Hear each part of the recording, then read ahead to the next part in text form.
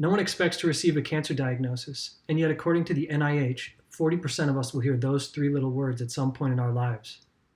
Our immediate response is emotional: shock, fear, anger, and sadness. Next comes our rational response, with questions about our diagnosis, doctors, treatment plan, and insurance. Treatment begins and the questions don't stop. In fact, new ones arise.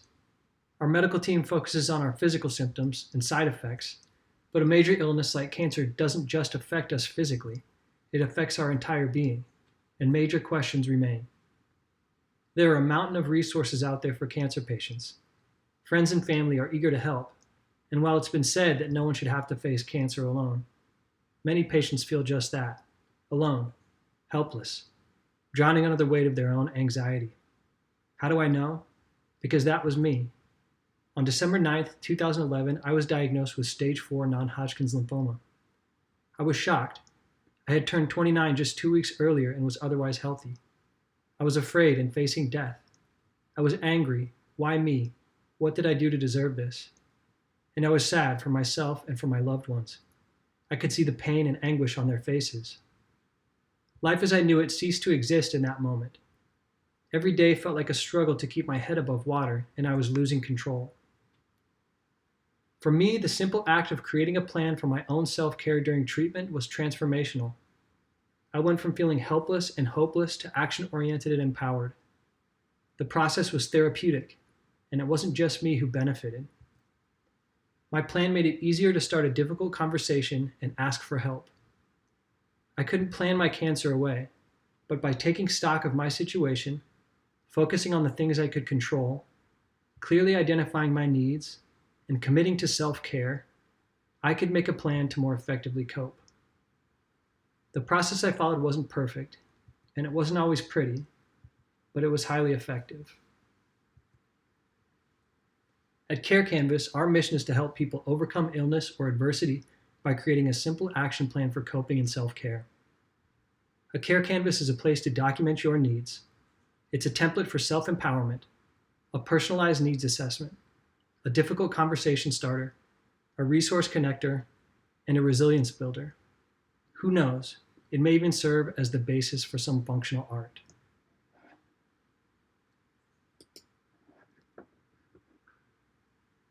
So now that you know what CareCanvas is, let's talk about how to put CareCanvas to work for you.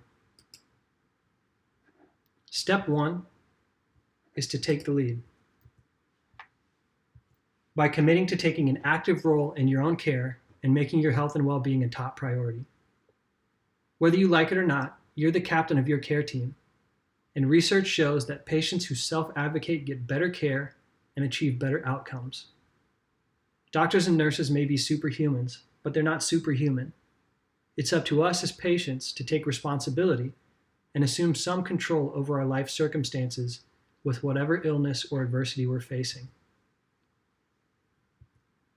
Step 2 is to form your team by identifying the individuals you can count on for support and inviting them to play a role in your care. Asking for help is not a sign of weakness. In fact, it's a sign of good leadership. And it's not easy, but CareCanvas can give you a tool to start a difficult conversation and invite others to play a meaningful role in your care. Step 3 is the heart of CareCanvas. We call it Make a Plan. You'll see that the canvas itself is divided into the 4 quadrants of mind, body, heart, and soul.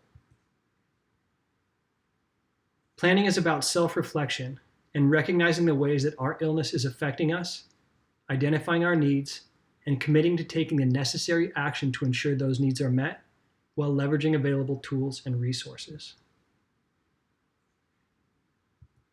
The first quadrant, the mind quadrant, is where we'll explore mental health and well-being, including rational concerns, practical realities, and day-to-day needs.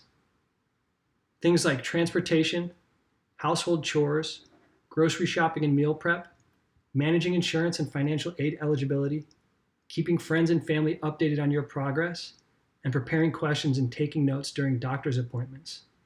All of these things can be a significant burden, and it's helpful to think through exactly what your needs are, document the actions that you'll take to ensure those needs are met, identify tools that might help, and the people on your team who can play a significant role. You'll notice that within each section of the canvas, mind, body, heart, soul, we'll follow that same formula of identifying our needs, actions, tools, and team.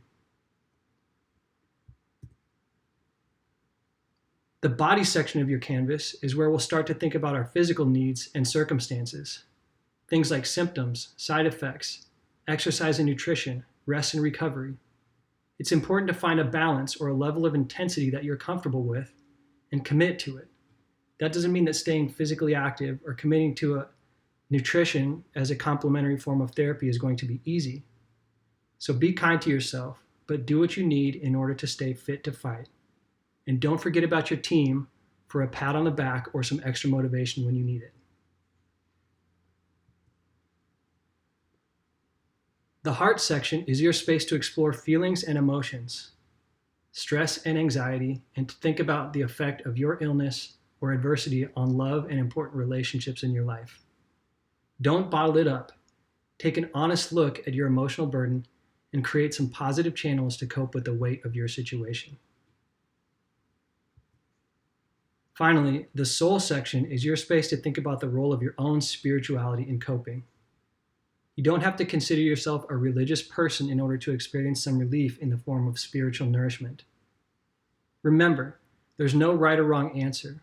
The important thing in filling out your canvas is to be honest with yourself and to commit to making sure your needs are being met, regardless of where they fall on your canvas.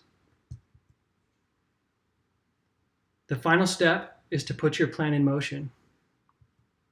By focusing on the things you can control, letting go of the things you can't, and adjusting your plan as your needs evolve. Planning is easy, execution is hard.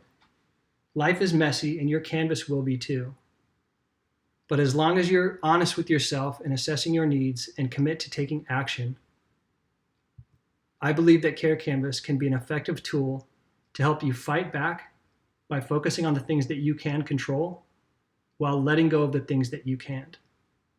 Ultimately, creating a CareCanvas is about getting the peace of mind that comes with knowing you're doing everything in your power to positively influence the outcome of your situation. So to recap, take the lead, form your team, make a plan, mind, body, heart, and soul, and put your plan in motion. If you or someone you know would benefit from creating an action plan or is facing significant adversity and would like some help coping with CareCanvas, please get in touch. I'd love to spend an hour with you virtually and help you create your own canvas.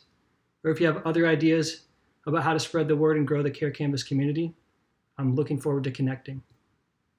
Thanks a lot.